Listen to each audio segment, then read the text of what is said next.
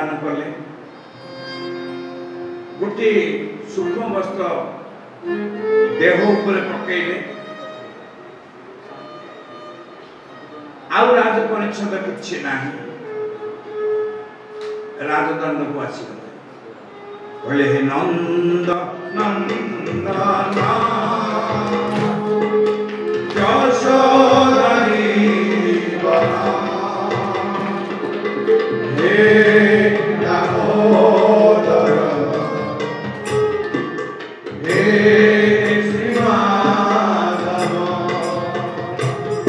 हे नंद नंदन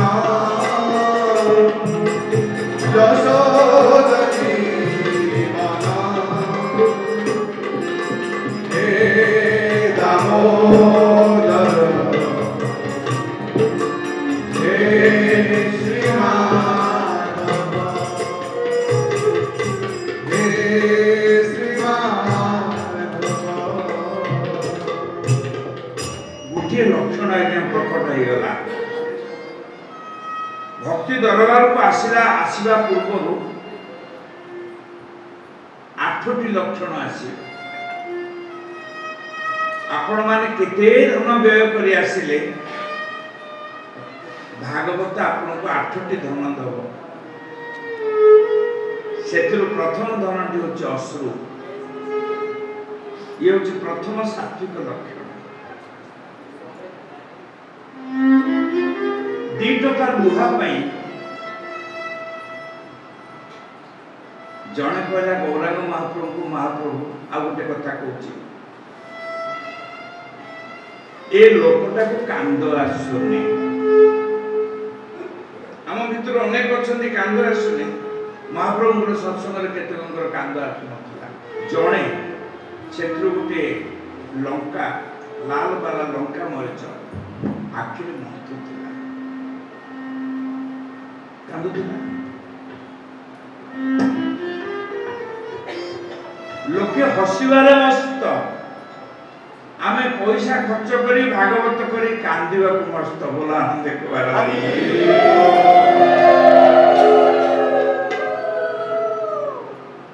किए कोथरे मस्त अछि आसु केमती कष्ट भोगिबा पे आमे कष्ट को आह्वान करी कांदुचे महाप्रभु डाकी देले कहले अरे तू छड़ना करछु ध्यान दे शिक्षा करिबा भक्त जन कहले ना महाप्रभु आमे तो छलना करी ना आमार चक्षु अत निर्बोध अत कठोर ताके आमे कटु दिया दंड दिथिलाम गो मु आखिटा एटे कटु एते कष्ट जेते निर्बोध जे भावरे समते कांदुचती आके कांद आछन तेरो मु ताको दंड दबा पे मु मरिच मंतुली बुझी गले ना नहीं भावर गोटे ओलटा जो लोक फेराद करथिला ता डाकिले कहले कि रे तू सत्संग को आसीतलु के कांदुची गछुची देखिबा पई निगाल ताको बाहर कर देले बुझी पाले ना नहीं कांदीवार लाभ हे नंद नंदना यशोदरी बना हे दामोदर हे श्रीमाधव हे नंद नंदन यशोदरी बना हे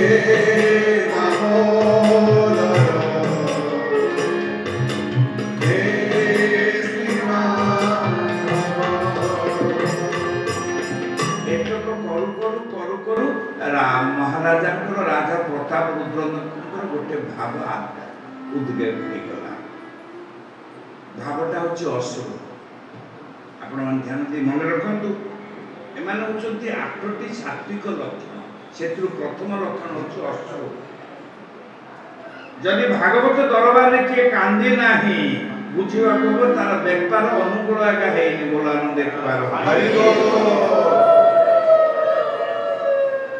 द्वितीय हूँ कंपन शीत शीत लगे आप निजे परीक्षा करें घरे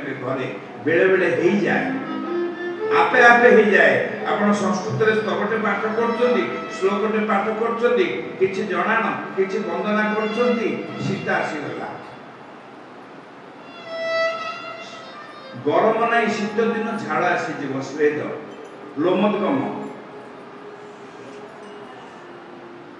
तापर आसीज स्वर भंग आपण हे नंदनंदन कहते स्पष्ट कही पारे ना भाव जगतर कथा हरे कृष्ण कहते हरे कृष्ण हरे कृष्ण हरे हरे कृष्ण हरे कृष्ण स्वर भंग ये स्वर भंग पर गोटे सात्विक अवस्था आसो वैवर्ण मुहटा विकृत हो तापर गोटे लक्षण आसो स्तंभ चाहती तो चाहती कांदुची तो कांदुची बसी तो बसी आउ जो शेष अवस्था आसो ता ना होची शास्त्र प्रलय भक्त लेउटी पड़ला आ उठिला नहीं भागवत एक कथा बुझिपारे ना नहीं बोलो भागवत दरबार की हे नंद नंद यशोदरी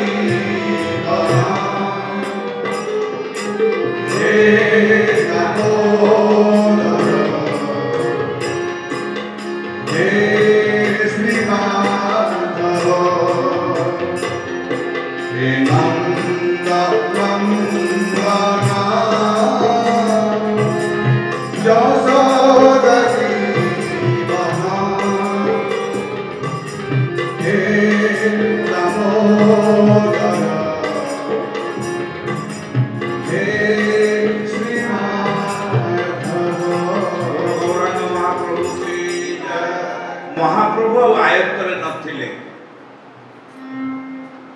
जी रारा बोलते गोरा धोलाई पड़े लोटे गोरा चकुर धारा छोटे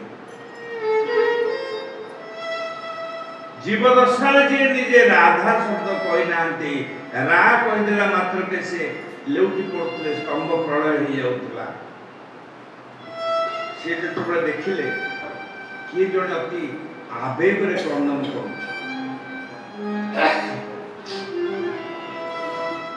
कांदुले धार धार लोक निर्गत होता चक्षुर राजा कहते हे नंद नंदन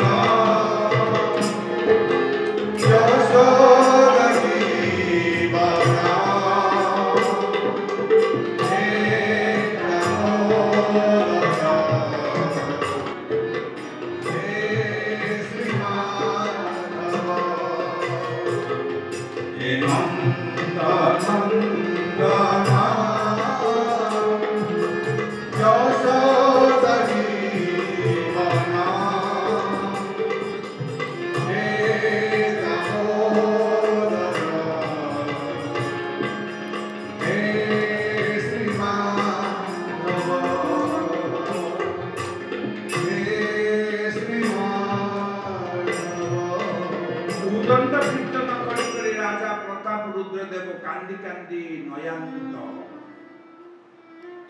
आउ गौरांग महाप्रभु तो सब बेले कांदन ताको साधनार आरंभ ही कांद कारण सी जानती जा पाखे सात्विकता अच्छी ता पाखे लोतक निश्चय थिबो जा पाखे लुह टोपाई नाही ता पाखे बुझिवा बुझिवा हृदयर तरंगायित तरंग ध्वनि प्रतिध्वनि स्पंदन मध्य नाही दौड़ी दौड़ी महाप्रभु पड़ी आसिले जो गौरांग महाप्रभु राजा दर्शन दौड़े से आसी कोड़े धरिदेले राजा प्रताप रुद्र को कहले तुमी आमार दिल बहुमूल्य रतन राजा तुमी आमार दिल बहु अमूल्य रतन अर्थ बुझिपारुथिबे तुमी आमार दिल बहु अमूल्य रतन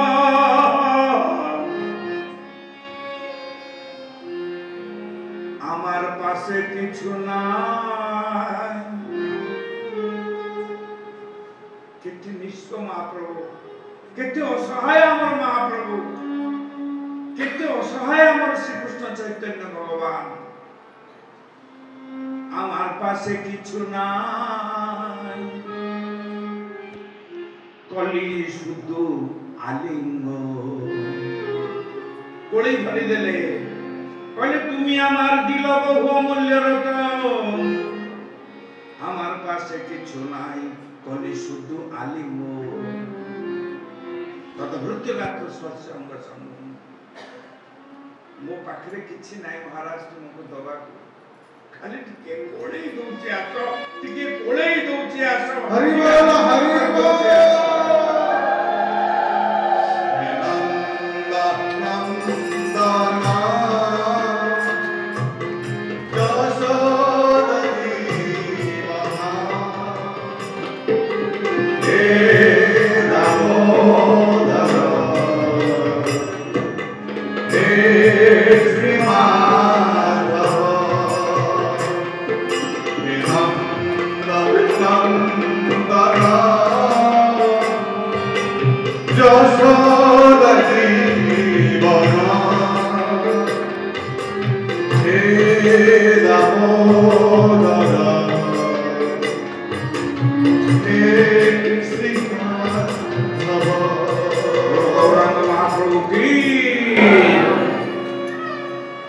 मंडली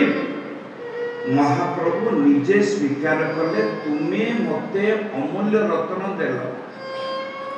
काहाको लक्ष्य करी कहले अमूल्य रत्न ए भागवत ना तुम्हें आमार दिल बहु अमूल्य रत्न भागवत होचंती अमूल्य रत्न स्वीकृति गौरांग महाप्रभु से अवतार ए जन्म रे स्वीकृति दे दैछंती जे ये होछ अमूल्य रत्न आमे संसार रे बहु रत्न बहु प्रकार रत्न संग्रह करिचे किंतु सब रत्न को ए रत्न तुलना नाही मूल्य करी हबो नाही जाहाको मूल्य करी हबो नाही ता होछि अमूल्य मूल्य सुधीवृंद आमे परम भाग्यवान आपण माने परम भाग्यवान आपण मान को दर्शन करी मु मध्य परम भाग्यवान ए अमूल्य रत्न भंडार रे जते बेला आमे अच्छे यार ना होची कल्पतरु कल्पतरु कहले जहा जे इच्छा करे से तरु छाया रे जे थिबो तार से मनस्कामना पूर्ण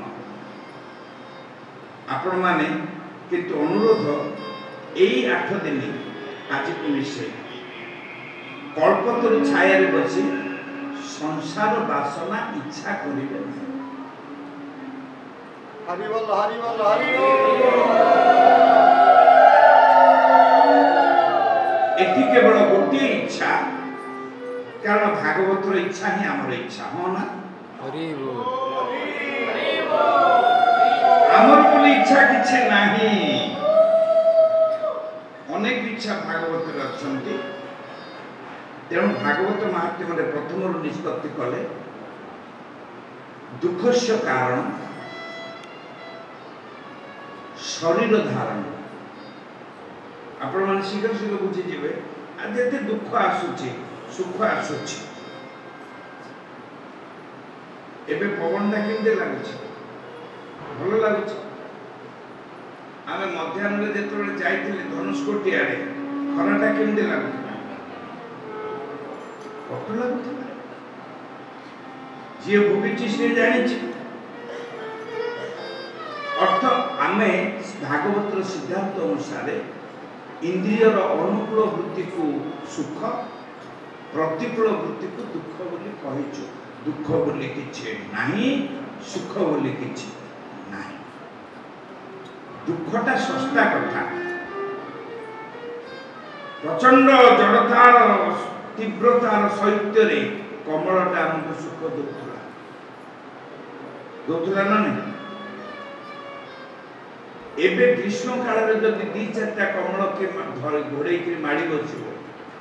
मरिगली रे बापा मरिगली मरिगली मरिगली अरे बाबा जो कमल सुख दउतला रे काहे दुख दउछ सुख दुखर आश्रय स्थल कमल नुहे हम शरीर दुखस्य कारण शरीर धारण वासनाय कारण कामना वासना अच्छी बोली आमे शरीर धारण करछे निज वासना जाले विकल विद्रुत निज वासना जाले विकल विद्रुत जीरो ज्ञाने लोड़इए मरद जीरो ज्ञाने लोड़इए मरद पारावारे जीवी मधुरे जीवी पारावारे जीवी मधुरे जीवी पारावारे जीवी मधुरे जीवी पारावारे ये निज वासना जाले विकल विकृत पुनरपि जनन पुनरपि मरण पुनरपि जननी जठरे शयन आचार्य शंकर एक पीठरे पुणी निष्पत्ति करथिले ये बारंबार बारंबार जीव जन्म ग्रहण करुछि पुणी जननी जठरे पडुछि तार कोन मुक्ति नाही आज आमे मुक्ति दरबारे पहुंची जे काहे कि ए शरीर अछि बोली जन्म मरण अछि बोली दुख भोग करुछि दुखस्य कारण शरीर धारण वासनाया कारण अज्ञान ये वासना आसुचे कुटु वासनार बापा के ना वासनार बापा होछि अज्ञान से जानिबा को दउनी मु किए कौन से काले कौन से सिंह शिशु मेंढा पिला को सांगरे रही रही रही जाइथिला से जानि पर नथिला मु सिंह बोली किंतु जलपान कला बेले जानिला रे मो मुहटा एमिति से मान को मुहटा सेमिति आरंभ हो गला तार आत्मचिंतन से बुझी गला मो सिंह मानस हंस मानसे जीवी मानस हंस मानसे जीवी मुद से बकहुरी भरमी अविरत मुद से बकहुरी भरमी अविरत जीवी मोदुरे जीवी पारावारे जीवी जीवी मोदुरे जीवी पारावारे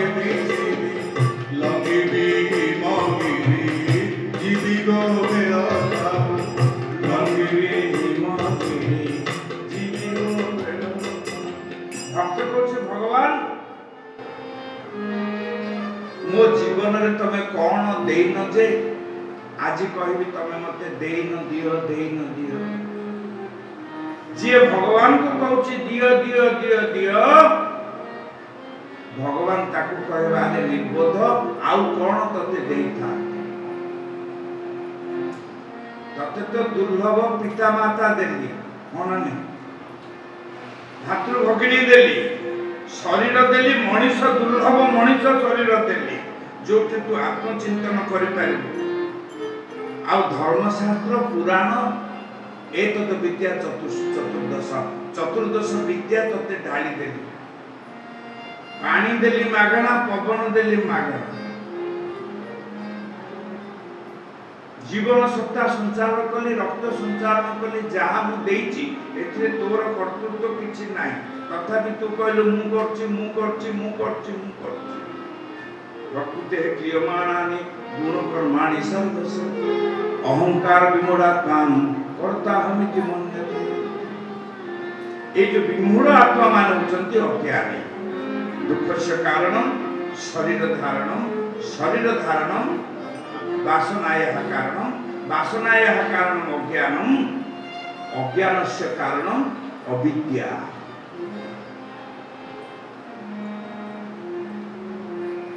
अविद्यायाः कारणं माया माया रे पड़ी जाय छे बोली से अविद्या सृष्टि करिछि आपण माने हनुमान चालीसा पाठ करला बेले पढिले सेतिरे हरऊ कलेश विकार विकार आज्ञा 6टा क्लेश आज्ञा 5टा कार पेट मोड़ी हला से बोला मते क्लेश आइला का बापा का गाड़ी कला केला के क्लेश आइला एटा क्लेश नहे पतंजलि क्लेश 5टा करिसथि अविद्या अस्मिता राग द्वेष अभिनिवेश इति ही पंच क्लेश एथरु अविद्या अज्ञान मान होचन गोटे गोटे क्लेश से क्लेश रो उद्धार पाइबा पई आमे आसी दरबार भक्ति दरबार अच्छे माया जवनिका छन्नम अज्ञात ठकमकयम न लक्ष्य से मूढ़ दृशानते नाट्य धर्म माया जेतु अनंत माया रो सृष्ट होइतिबा अविद्या अविद्या रो सृष्ट होइतिबा अज्ञान अज्ञान रो सृष्ट होइतिबा दुख क्लेश मध्य अतएव सिद्धांत भागवत महात्मा कहले ये अनंत दुख पार करवा वाला के ना सच्चिदानंद रूपाय विश्वोत्पत्त्या आदि हेतवे तापत्रय विनाशाय श्री कृष्णाय वयं नमः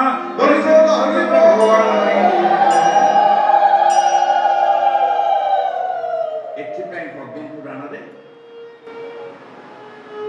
4टी अध्याय रे श्रीमद् भागवत महात्म्य वर्णना करा जाय लागे स्कंद पुराण रे 4 अध्याय पद्म पुराण रे 6 अध्याय जोटा व्यास जी महाराज वर्तमान पाठ करछन कोन कोन तार विधि अछि भागवत श्रवण पूर्व महात्म्य पठन प्रथम दरकार आसंतु एथिरे प्रथमे आपण देखिबे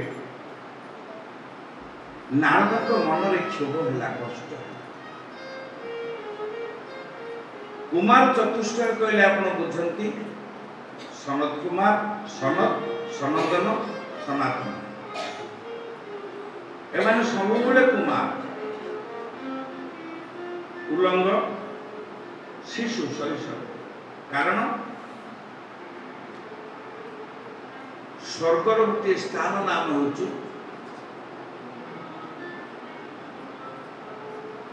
अमरकोश अभिधान मतरे त्रिदशालय स्वर्गर आउटे ना होची त्रिदशालय आमे इथे 6 दशारे पड़िछु कौन ना जन्म हेलु बालुक हेलु शैशव परे यौवन आसिला तापरे गार्हस्थ हेलु बार्धक्य आसिला जराग्रस्त हेलु एई भली 6टी दशा किंतु स्वर्ग रे केवल 3टी दशा प्रथमे बाल्य बालक शैशव बालुक तापर यौवन यौवन दशा चेत आउ से माने आग को जाती नहीं तेणु स्वर्ग को त्रिदशालय बोली कहते किंतु सेठ मध्य मुक्ति नहीं एपरिकी ब्रह्मा को मध्य मुक्ति इच्छा करने हेले से दुर्लभ मानुष देहि देहि नाम क्षण भंगुर तत्रापि वैकुंठम प्रिय दर्शन तत्रापि दुर्लभ मन्ये वैकुंठ प्रिय दर्शन ये जो दुर्लभ नर कलेवरटा दरकार सुधीवृंद ये कुरुक्षेत्र आदि पूर्ण तीर्थ भ्रमण कर नारद प्रत्यावर्तन काल रे कुमार चतुष्टय सहित जेते बड़े देखा हुए ସେତେବେଳେ ସେ ପଚାରିଲେ ଦୁଃଖସ୍ୟ କାରଣ। ଯୋଉମାନେ ଜନ୍ମ ମୃତ୍ୟୁ ଜରା ବ୍ୟାଧିରେ ଦୁଃଖ, ସେ ଦୁଃଖ, ଆଉ ତାତ୍କାଳିକ ସମୟର ଚାପରେ ଯେ ଦୁଃଖ, ସେ ମଧ୍ୟ ଦୁଃଖ। ତାତ୍କାଳିକ ସମୟର ଚାପରେ ନାରଦ ଦୁଃଖର ଗ୍ରସ୍ତ ଥିଲେ, କାନ୍ଦୁଥିଲେ। ସେତେବେଳେ ସେ କହିଲେ, ଭାଇ ମୁଁ ପୃଥିବୀର ଭଲ ମନ୍ଦ ଦେଖିବାକୁ ଯାଇଥିଲି। ତପଃ ନାସ୍ତି ଦୟାଂ ଦାନାସ୍ତି ଦୟାଦାନ ନ ବିଦ୍ୟତେ ଉଦରଂ ହରିଣା ଜୀବା ବରକାକୁଟ ଭାସିନା ମନ୍ଦସ୍ୟ ମନ୍ଦମତୟଂ ମନ୍ଦ ଭାଗ୍ୟଂ ଉପଦ୍ରୁତଂ। ପୃଥିବୀରେ ଦେଖିଲେ ତପସ୍ୟା ବୋଲି ଆଉ ନାହିଁ। ନା ସବୁ ଲୋକ ବସିଛନ୍ତି ଆଖି ବୁଝିକିରି, ନା ଆଖି ବୁଝିକିରି ବସିଛନ୍ତି ତପସ୍ୟା କଲା ବେଳେ ମନ ଆଉ କଣ ଭାବୁଛି। ତପଂ ନାସ୍ତି ସତ୍ୟଂ ନାସ୍ତି। ଯୋଉ ସତ୍ୟ ଯେତେବେଳେ ଅଛନ୍ତି ଆମେ କହୁଛୁ ସତ କହିଲୁ ସତ କହିଲୁ ସତ କହିଲୁ, ଏ ସତ୍ୟ ମଧ୍ୟ ନାହିଁ। କାରଣ ଏ ସତ୍ୟ ଅନ୍ୟ କୌଣସି ଗୋଟିଏ ଉପାର୍ଜନ ବା ଲାଭକୁ ପ୍ରତୀକ୍ଷା କରିଛି। ତପଂ ନାସ୍ତି ସତ୍ୟଂ ନାସ୍ତି ଦୟା ଦାନଂ ନ ବିଦ୍ୟତେ। ଦୟା ନାହିଁ, ଦାନ ମଧ୍ୟ ନାହିଁ। ନା ସବୁ ଦଉଛନ୍ତି ଯେ ସବୁ, ନା ସେଥିରେ ଗୋଟେ କେଁ ଅଛି କଣ? ଦାନୀ ହବାର ଲୋଭ କିମ୍ବା ଦାନ କରି କିଛି ପ୍ରାପ୍ତ ଲାଳସା ବିଭିନ୍ନ ପ୍ରକାର ଥାଏ, ଯାହା ପୁରାଣ କହିଛନ୍ତି। ଉଦରଂ ହରିଣା ଜୀବା ବରକା ଆକୁଟ ଭାଜିନ। ଜୀବ ମାତ୍ରକେ ଉଦରଂ ହରିଣା, ପେଟ ପାଇଁ ସମସ୍ତେ ବ୍ୟସ୍ତ। ଆଉ ଯିଏ ଯାହାକୁ କିଛି କଥା କହେ, ସେ କଥାରେ କିଛି କୂଟ ଥାଏ, କଳ୍ପନା ଥାଏ, କିଛି ବିଚାର ଥାଏ, କିଛି ଜଟିଳତା ଥାଏ। ସେତେବେଳେ କୁମାର ଚତୁଷ୍ଟ ସାନ୍ତ୍ୱନା ଦେଇ କରେ, ଯା ପୁନଃ ପୁନଃ ପୁନଃ ପୁନଃ ପୃଥିବୀ ଭ୍ରମଣ କର, କୋଉଠି ନା କିଛି ଗୋଟିଏ ସତ୍ୟ ମିଳିବ। ନାରଦ ଭ୍ରମଣ କରିଛନ୍ତି ଏବଂ ଦର୍ଶନ କରିଛନ୍ତି ଭକ୍ତି ମହାରାଣୀ। ଅତି ସୁନ୍ଦରୀ କନ୍ୟା।